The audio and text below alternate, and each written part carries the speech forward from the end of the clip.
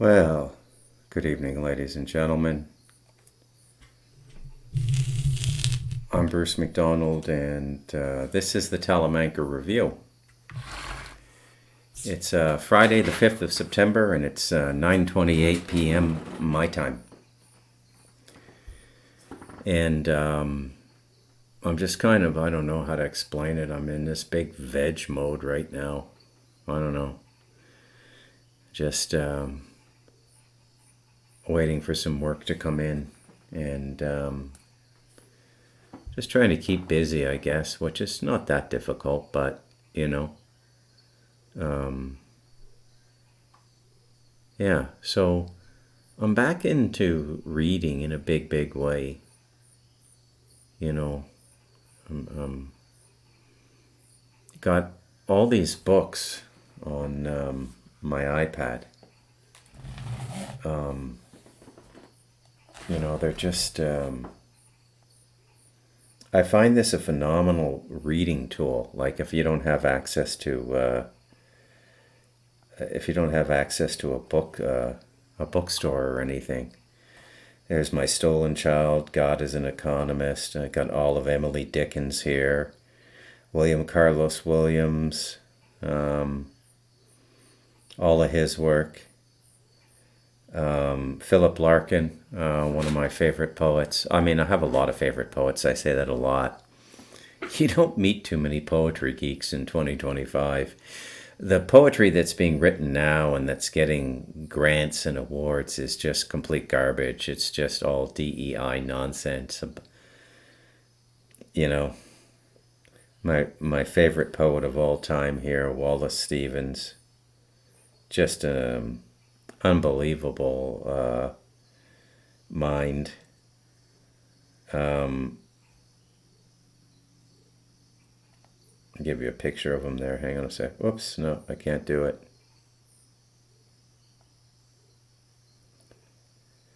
Anyways, and I'm going through a lot of the Cormac McCarthy stuff I haven't read in I don't know, like 30 years, since the mid 90s when they came out, like the Border trilogy.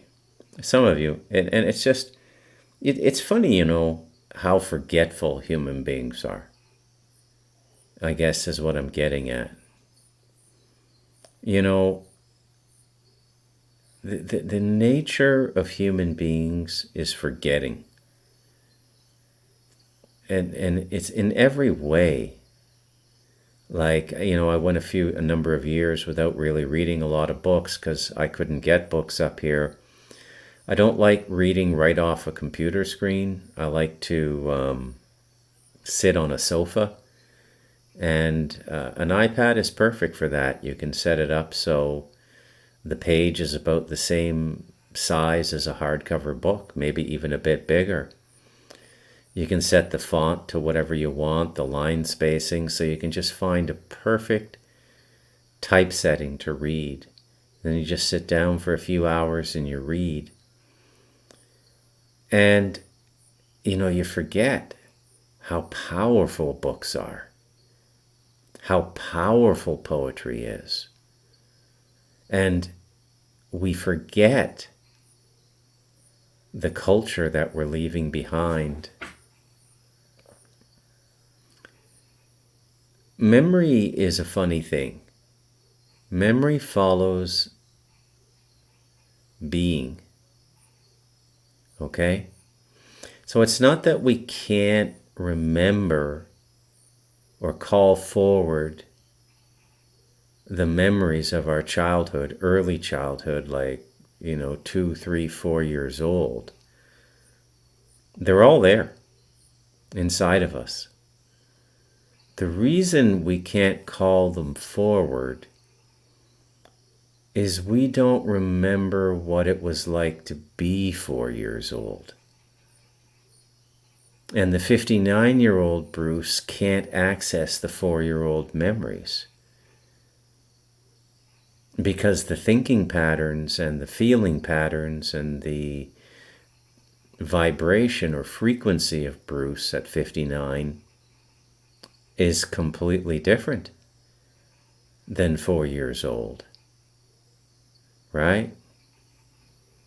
Now, God is the primal being, more innocent than childhood. And to get to it, you have to become that again. But we forget. It's all just sitting there. And the modern world, it doesn't make it any easier. And even when I think, I'm just going to say this, I think one of the great tragedies of the 20th century, and quite frankly, the early 21st century, is that upon being freed from the menial labors of life, because homesteading or sustenance farming was labor intensive, we had to work like animals, human beings. And when we finally get to a time of leisure, we don't put any effort into remembering and using the time constructively to remember our true being. And our true being is the greatest being, the primal being, the source of all being, to be or not to be. And that is the being of the creative impulse, which is God. And the level of innocence, openness, and vulnerability required to receive the remembrance of the divine is what we keep away from us, is what we find difficult to enter again.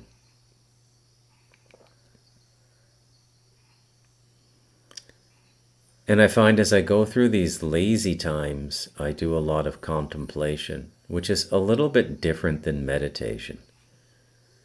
Contemplation is when a topic comes into your mind and you kind of roll it around in a non-sequential, non-linear, non-deconstructive way. You just sort of reflect on it. It's like the way we use memory. But when we contemplate, we're not necessarily reflecting upon something that we can remember, but just something like a concept or something.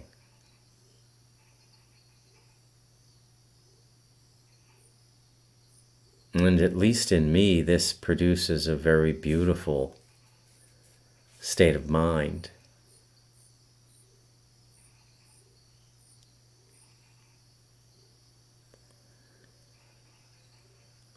Well, I never know, never have a clue which podcasts are going to impact people and which ones are really good. Sometimes I do, or at least I think they're good. But the last two I did, I thought were a little lazy, you know. I oscillate between having a focused topic, like the one on John Mack and Susan Clancy was a very well-constructed podcast and a brilliant example of how they game us and how they can take anybody out. And you think about it, you know, and it's a very important thing to think about now. Okay? And now John Mack, I believe, was murdered. It's just speculation. I can't prove that. I'm not trying to upset his surviving family or anything like that. Although the probability of them coming into contact with the Talamanca Review is slim to none.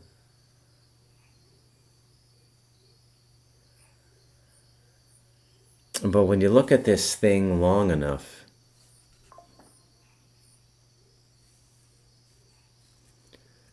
what you start to realize is that everything is completely and utterly controlled. No matter how real or how random you think life is, it isn't at all. There are clearly defined paths, and those paths for human collectives are set out by groups of people that put before us the pretense of selection through democracy, which doesn't really exist. It doesn't really exist because everyone who could possibly become the leader of a party, the defined leader of a party,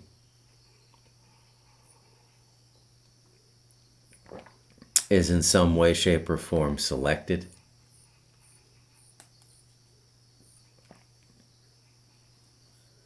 I think literally everything that happens is choreographed.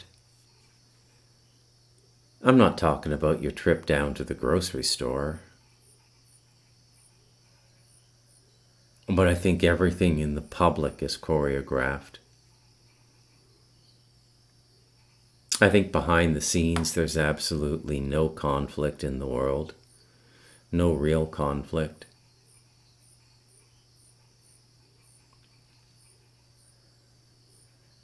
I think as a Western alliance, I don't think we have any need to worry about Iran. I think behind the scenes, the leader of Iran and the leaders of Israel are friendly. And I think the conflict between the United States and China is a media manufactured thing. It doesn't mean that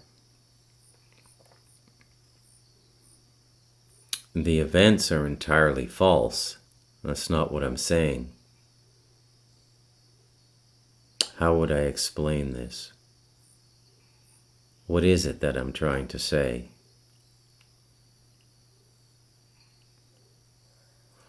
Everybody below a certain level believes they're operating in honor. Patriotism might be a form or an expression of honor. But for what's really running the show down here, those things don't exist. It's the ultimate us and them situation.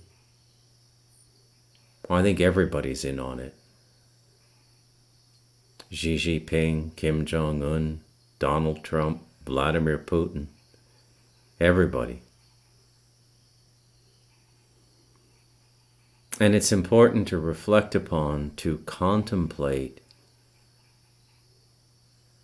what happens to people who have public credibility, like John Mack, who was the head of the psychiatry department in the Harvard Medical School. The head of the psychiatry department in the Harvard Medical School.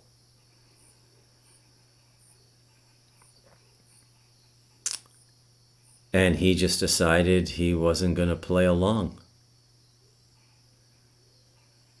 He decided he was going to go against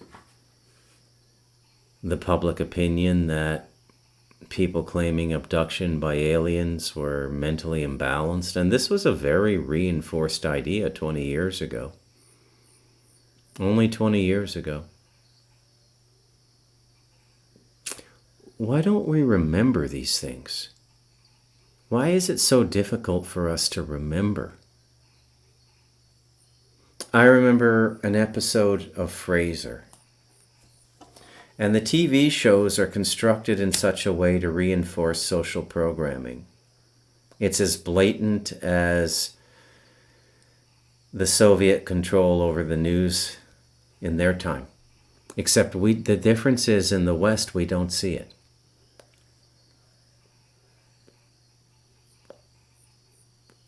We don't see how we're being subverted. We do now. I think at this stage of the game, they enjoy that we see it. And this stage of the game is near an inevitable collapse. And the fact that the truth of these things is made public is part of their mockery ritual. You know, whatever's running things down here, it loves to mock us. Loves to laugh at the stupid humans.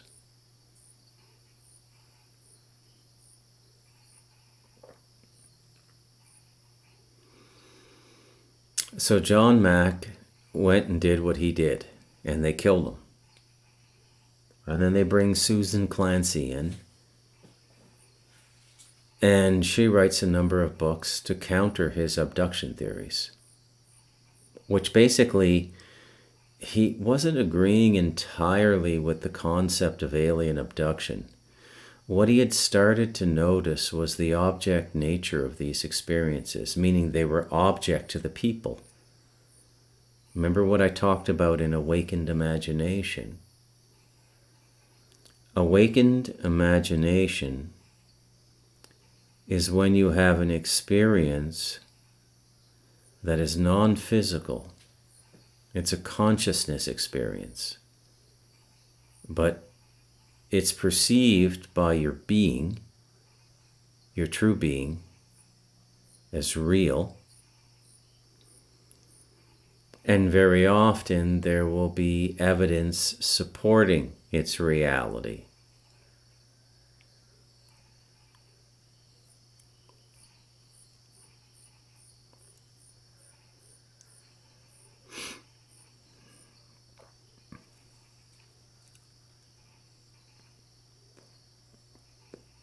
So John Mack concluded that these experiences were real within the framework of my awakened imagination teachings. That these people were experiencing something real. And he began to aggregate it into a consciousness theory. He made connections between people interacting in bygone cultures like the Celts, Irish, Scottish, Welsh, and their sincere belief some centuries ago in fairies and pixies, leprechauns, nature spirits, and they interacted with them. These are the kinds of connections John Mack started to make in his work. He was basically carving out a theory of object imagination, which is synonymous with my awakened imagination. Object imagination. Now, in the prevailing psychological and psychiatric paradigm, which informs the social consciousness in which we live, and I would underline or footnote this with the observation that in a criminal court case, nobody other than a psychiatrist or a psychologist will be taken as an expert witness in matters of consciousness. Again, you're not going to see some defense lawyer call a Swami to the stand and swear him in to speak to his client's state of consciousness. The official authority on consciousness in our modality of existence is psychiatry. And they, as a field of research, have not been able to break consciousness out of the body. In psychiatry, it's always the brain. And I would remind you that it is psychiatrists who are prescribing all of these consciousness-destroying, antidepressant and antipsychotic drugs to children, adolescents, young adults, middle-aged people, and old people.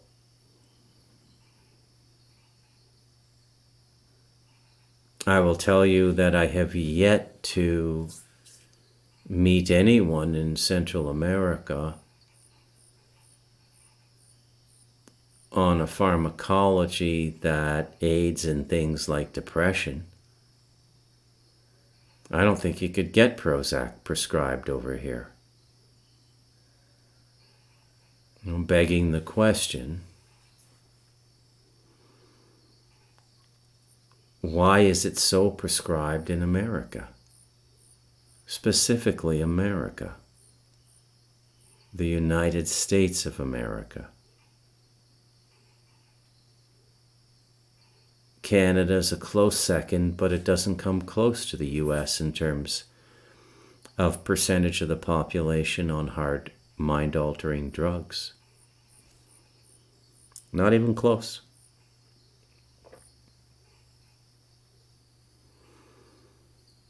So what happened in this engagement between John Mack and Susan Clancy?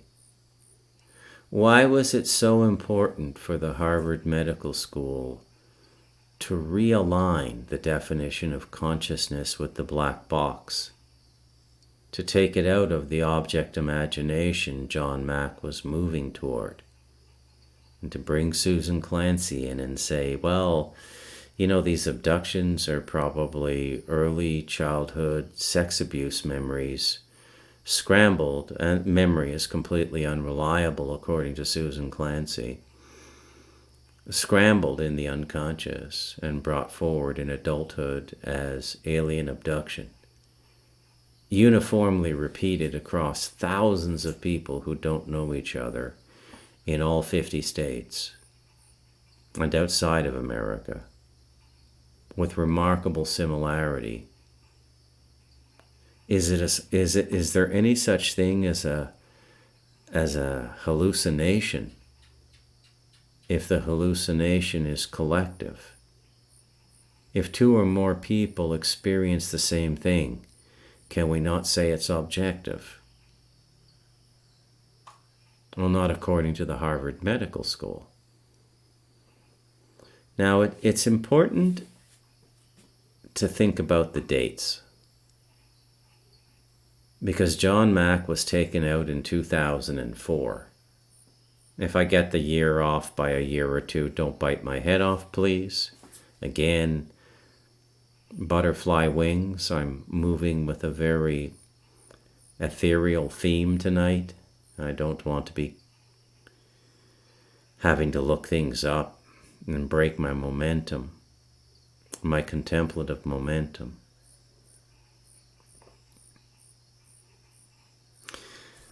Now here we are, 21 years later,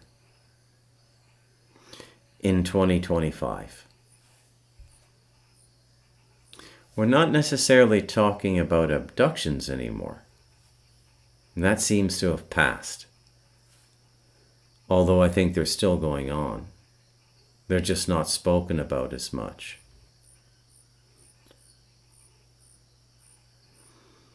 But we are talking about UFOs a lot now. There's allegedly this thing in our solar system. There are plasma balls being seen all over the world, which are natural parts of our environment, by the way, and nothing to be really alarmed about. They've been around forever. And if you think that's not true, I would invite you to read a book called The Gods of Eden by William Bramley. However, in keeping with the high standards and deferential modalities of academe, I feel compelled to point out that The Gods of Eden is not peer-reviewed.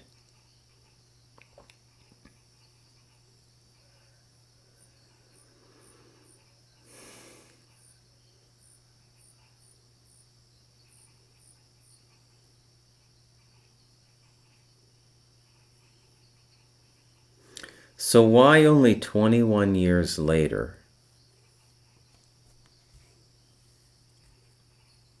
would we go from not wanting to talk about extraterrestrials, abductions, UFOs,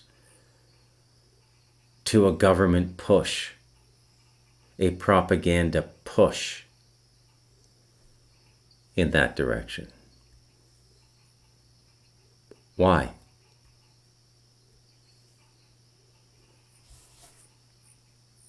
It's fascinating to contemplate.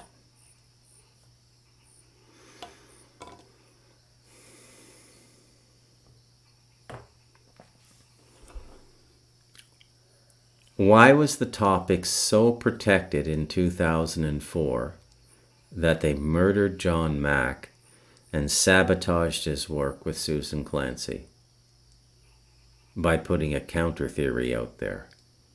Yet 21 years later, the same forces that killed John Mack, one would presume,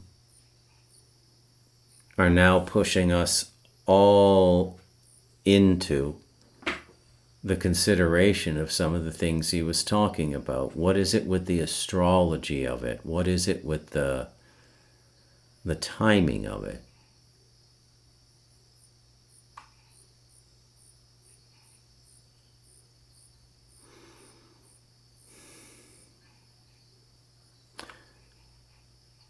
Now, the topic tonight is remembering.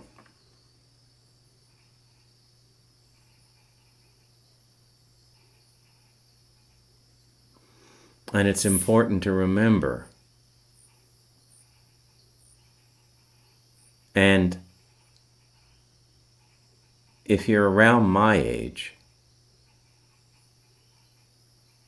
you really can't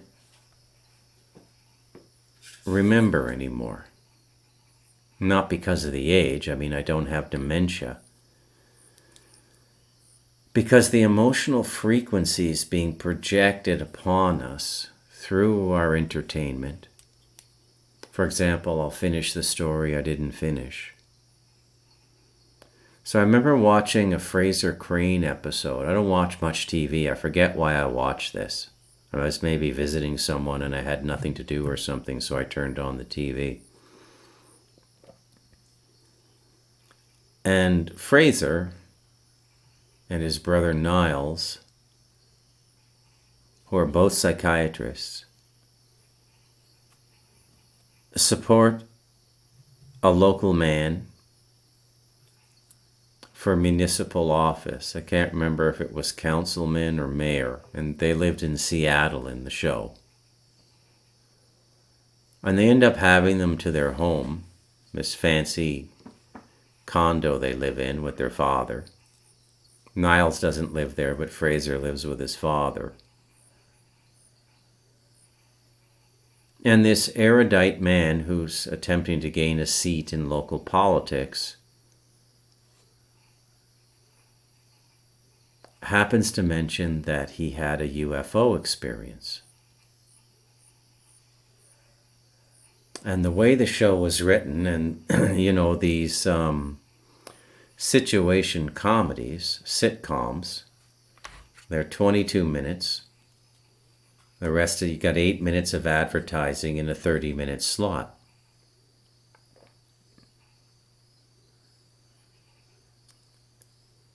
They went out of their way to reinforce the idea that this guy was crazy. And it must be true because the character you identify with is Fraser Crane, and Fraser Crane feels sorry for the man and ultimately thinks the man needs some form of mental health treatment, and this is projected out into the audience. Now you could easily say, well, hey Bruce,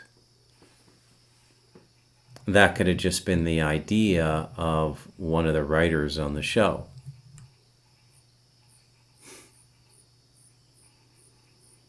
Well, I mean, if you believe that's the way it works, I quite frankly don't even know why you listen to the Talamanca Review. There are writer meetings where basic ideas are discussed, and there's editors in these meetings, and they sit around and kick around ideas. And maybe a writer brings up the idea of a show about extraterrestrials. And the editor, who's responsible for the writer's paycheck and continued employment, subtly, or not so subtly, directs the writer with the idea to take a stab at the script, but to express the insanity of the idea. Whereas the writer might have put the idea forward because they're in their early 30s, in the early 90s, late 90s, early 2000s. Yeah, early 2000s for Fraser. Because they grew up watching the X-Files and they believe in extraterrestrials. And that's another example of social programming. And the X-Files was a false catharsis. We've been over this before on the Talamanca Review, but it might not be a bad idea to revisit the idea. So a catharsis is the expulsion of emotion, and the emotion can be unarticulated inside of you. Okay, the emotion can be unarticulated, it can be embedded in your unconscious.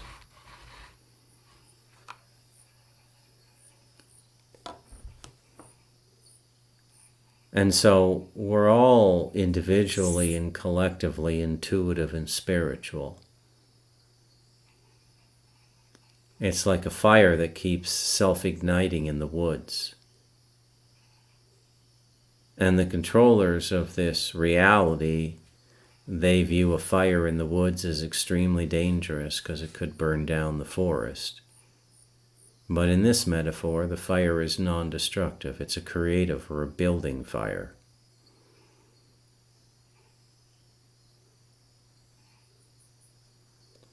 But nonetheless, water is poured on it immediately. We can't have these ideas out in the public.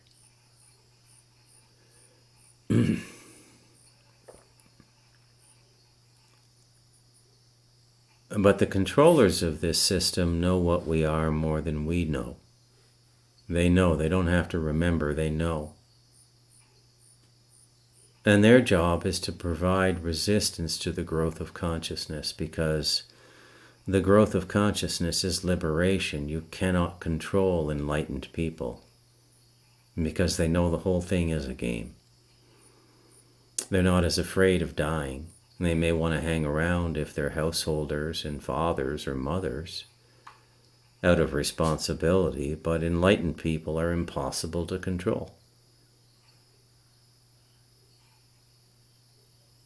So that flame of awakened imagination, that flame of object imagination, that inborn intuitiveness that wants to guide us back to the full remembering of who we are, is ridiculed. And anybody who thinks this way or thinks contrary to it is crazy. But it's not working anymore. And it's mainly only effective in the first world. Second and third world people have their object imagination their whole lives. I find it to be more prevalent in people who don't have layers of education upon them, layers of mental conditioning, by going through the very negative institutions and organizations that define our generations, our academia. I feel compelled to note at this point that the most successful Mossad spy ever in the West was Robert Maxwell, Ghislaine Maxwell's father. And one of the companies he ran wrote and provided the textbooks for high schools and I believe universities in North America.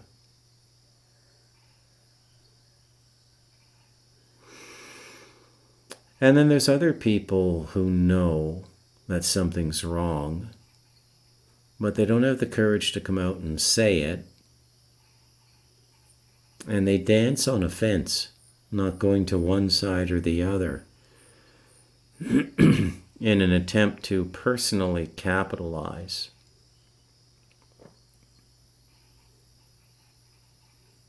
A kind of consciousness mercenary, if you will.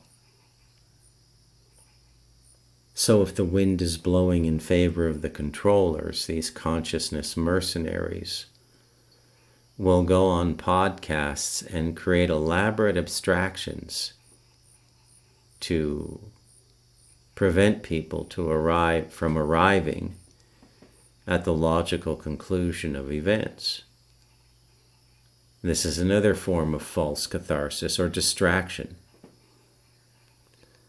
But Fraser was a false catharsis. The X-Files was a massive false catharsis because that television show came out specifically during the decade of mass abductions.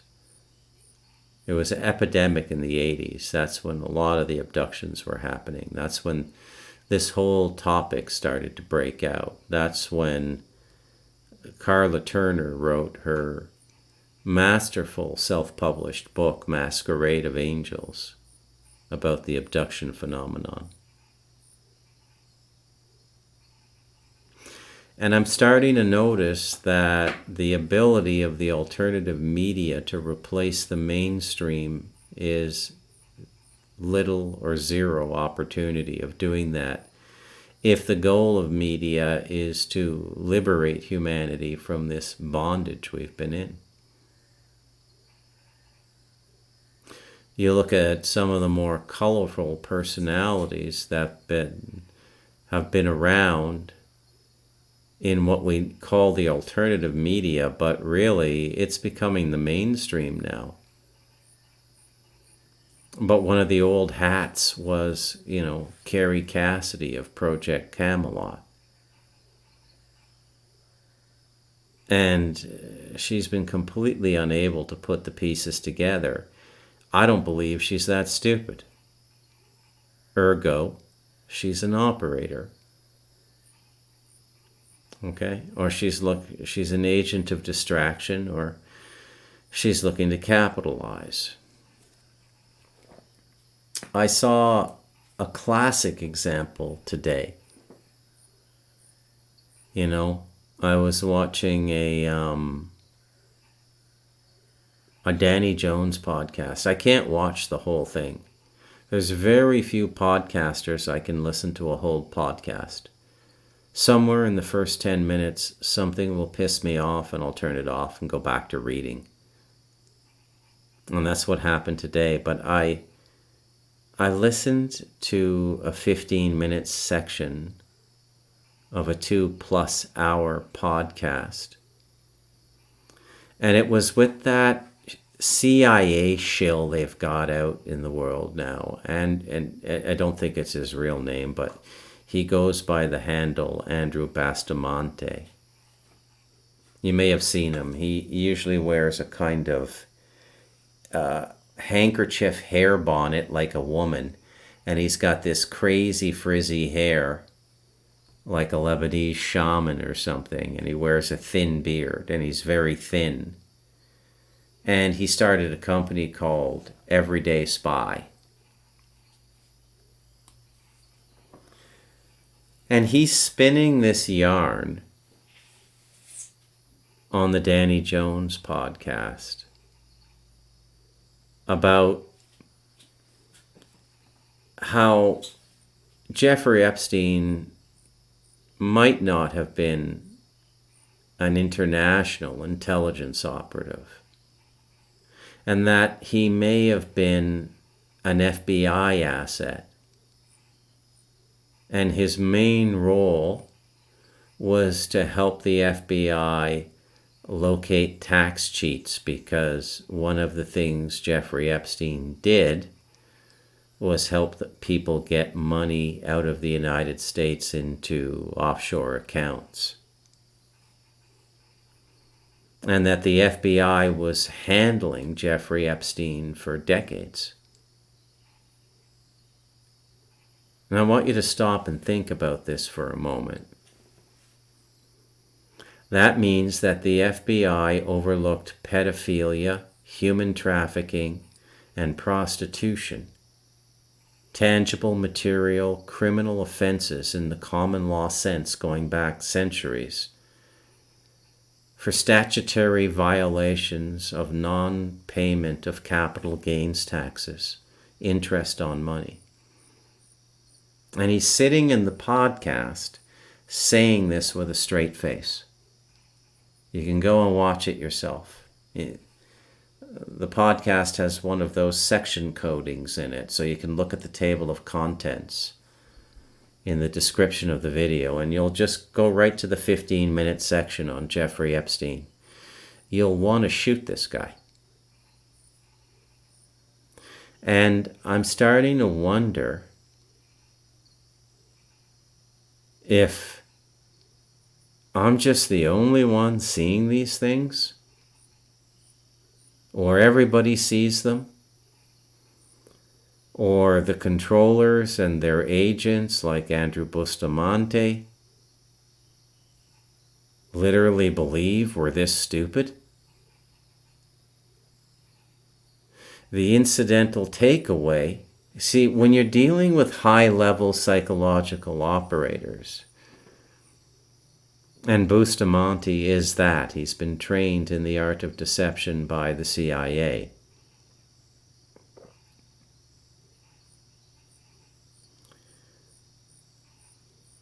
What is unsaid is actually more important than what's said.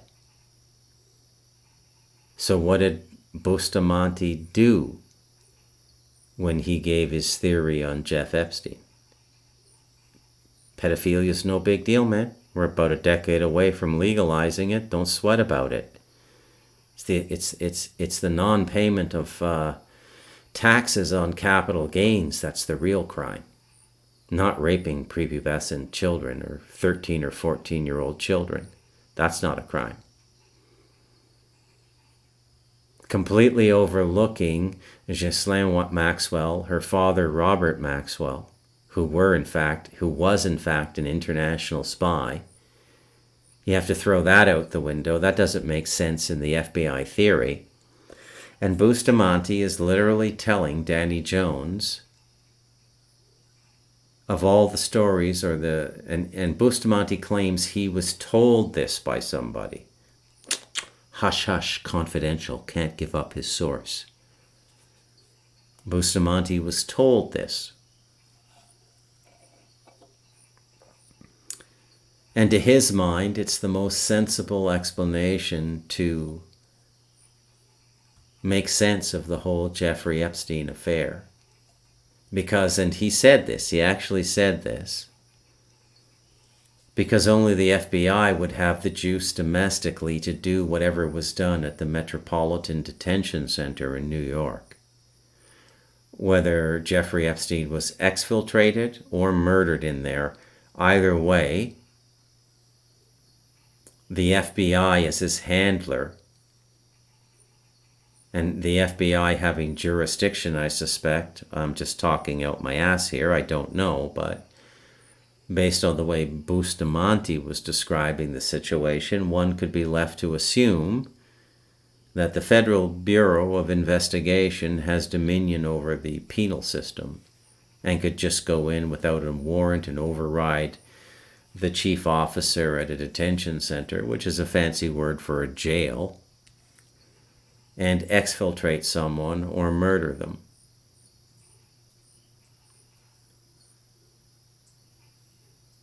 And all of these connections to foreign dignitaries as well, like Ehud Barak, the former prime minister of Israel, who was seen at the townhouse in Manhattan dozens of times, and the royal family in England. That's all just a big coincidence. What the real thing here, folks, is the tax cheats. It was, and I'm watching this and I'm going, do they really think we're that stupid? And then, I never do this, I decided to read some of the comments underneath the video. And apparently everybody reacted similar to the way I'm reacting. No detail, not the detail I'm giving you, but similar reactions. You gotta be kidding me. This is your,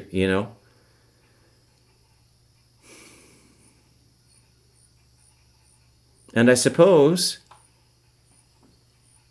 this is a hopeful podcast. And the hope is that they're this stupid, and their misjudgment of us is a huge error, and the control that these invisible parties have wielded over us in the Western world, and by extension the whole world, is coming to an end. But because these systems are so embedded in our society now, they form basically the spider web everybody's stuck in.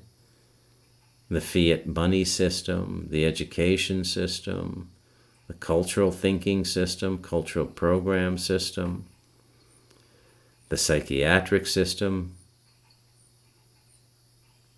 What are people going to do? Where are they going to go when they find out it's all a bunch of bullshit? What are they going to do? This is what I've been trying to get at in the last two podcasts, but I needed to calm down, pause, breathe, think while I'm podcasting to get it properly articulated. We're winning here. We're winning. Okay?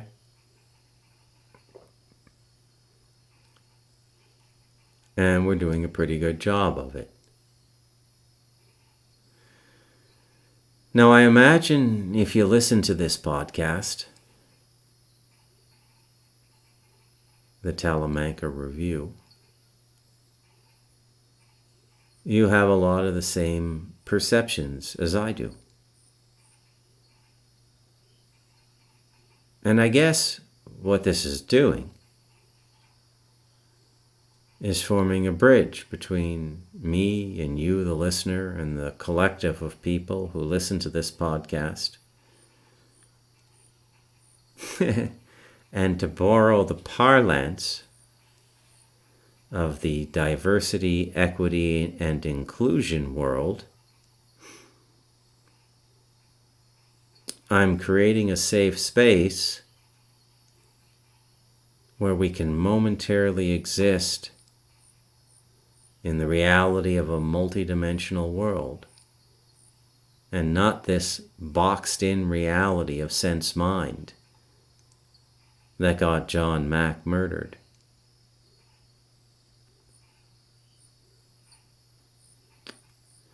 I'm going to call this podcast Remembering. I'm Bruce McDonald, and this has been the Talamanca Review.